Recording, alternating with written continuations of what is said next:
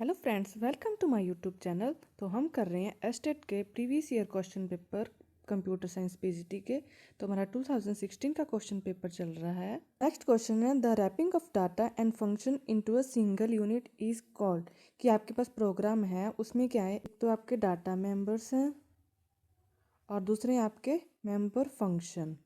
Member function member function तो इन दोनों को जब एक सिंगल यूनिट में बाइंड किया जाता है, रैपिंग की जाती है, तो उसको क्या कहते हैं? तो इस प्रोसेस को हम बोलते हैं डाटा एनकैप्सुलेशन। डाटा एनकैप्सुलेशन क्या है? The wrapping of data and function into a single unit. की डाटा और फंक्शंस हैं जो हमारे प्रोग्राम के अंदर, उनको सिंगल यूनिट में कौन रैप करता है, तो वो हमारा डाटा एनकैप्सुलेशन। डाटा एब्स्ट्रैक्शन क्या होता है कि हमारे पास एक कोई प्रोग्राम है कि सिर्फ उसको हम रन कर रहे हैं, कोई प्रोग्राम है, कोई फंक्शन है, हम उसको यूज़ कर रहे हैं।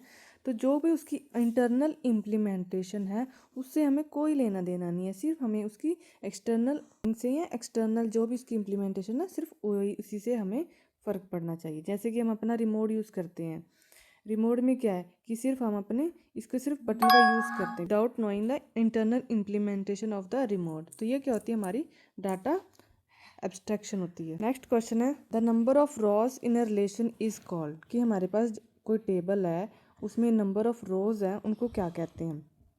तो पहले हम जान लेते हैं इनके ऑप्शंस के बारे में। कि हमारे पास कोई टेबल है इस तरह से, ये इसके कॉलम्स है और ये इसकी रोज़ है। तो जो इसकी रोज़ है, जैसे रोज़ हैं 1 2 3 रोज़ हैं, तो इसको क्या कहते हैं? रोज़ को कहते हैं हम कार्डिनलिटी। तो कार्डिनलिटी क्या है हमारी इस प्रोग्राम की, इस टेबल की कार्डिनलिटी क्या है? 3। Number of rows are 3 and the cardinality of the table is 3। Next है हमारा डोमेन। डोमेन क्या होता है? तो ये हमारा सेट ऑफ अलाउड वैल्यूज़ होता है। Set of allowed values. Allowed values means कि आपने कोई आपके पास एट्रीब्यूट है, उसके पास आप सिर्फ सेट ऑफ अलाउड वैल्यूज़ सिर्फ उसमें डाल सकते हैं। जैसे कि आपने एज ले लिया, एज में क्या आप सिर्फ नंबर डाल सकते हैं। एज उसकी 20 हो सकती है, 25 हो सकती है, इसमें आप अल्फ़ाबेट्स यूज़ नहीं कर सकते। और अगर आप नेम लिखना चाहते हैं किसी का, तो नेम में भी सिर्फ आप अपने अल्फ़ाबेट्स ही यूज़ करेंगे। तो ये क्या हो गया, हमारी सेट ऑफ अलाउड वैल्यूज़ होगी कि हम अपने जो भी हमारी एट्रीब्यूट है उसमें सिर्फ हम सेट ऑफ अलाउड वैल्यूज़ जो है हम इसमें डाल सकते हैं। तो ये हो गया हमारी डोमेन। ये हो गया हमारा डोमेन और रेंज। डोमेन और रेंज होता है हमारा set of allowed values in a given attribute या स्पेसिफिक एट्रीब्यूट। डिग्री क्या होती है? ये हमारे कॉलम्स होते हैं, नंबर ऑफ कॉलम्स। कि हमारे पास यहाँ कॉलम्स कितने हैं, यहाँ पर हमारे 3 कॉलम्स हैं, तो हमारे डिग्री क्या रहेगी? 3। और यहाँ पर इस टेबल की कार्डिनलिटी रहेगी 4, क्योंकि इसमें 4 रोज है। नेक्स्ट क्वेश्चन है which type of charts can Excel produce. कि हमारे पास कोई एक्सेल है, एक्सेल शीट बना रहे हैं। एक्सेल क्या करता है हमारा, कौन कौन से जो एक्सेल में चार्ट्स हैं वो प्रोड्यूस कर सकता है? लाइन ग्राफ करता है, पाई चार्ट करता है, इसमें भी लाइन ग्राफ, ये भी ऑप्शन सही है।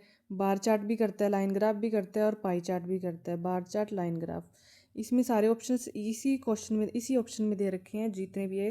तो इस क्वेश्चन का आंसर रहेगा ऑप्शन सी। नेक्स्ट क्वेश्चन है dash is an universal gate.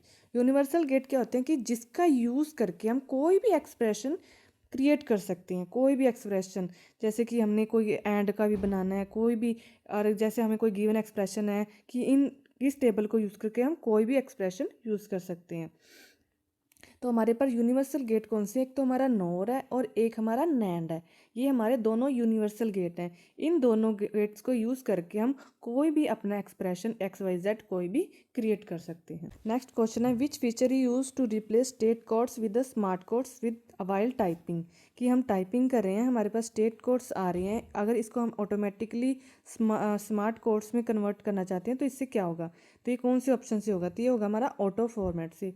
Auto format में क्या होता है कि आप जैसे कि अपने नंबरिंग दे दी 1 2 3, अगर आप यहाँ एंटर करेंगे तो ऑटोमेटिकली यहाँ पर 3 आ जाएगा। तो ये सब क्या होता है, ये हमारा ऑटो फॉर्मेट की वजह से होता है। और इस तरह से ये स्टेट कोड्स को स्मार्ट कोड्स में रिप्लेस कैसे किया जाता है, तो हमारा ये ऑटो फॉर्मेट इसका आंसर रहेगा।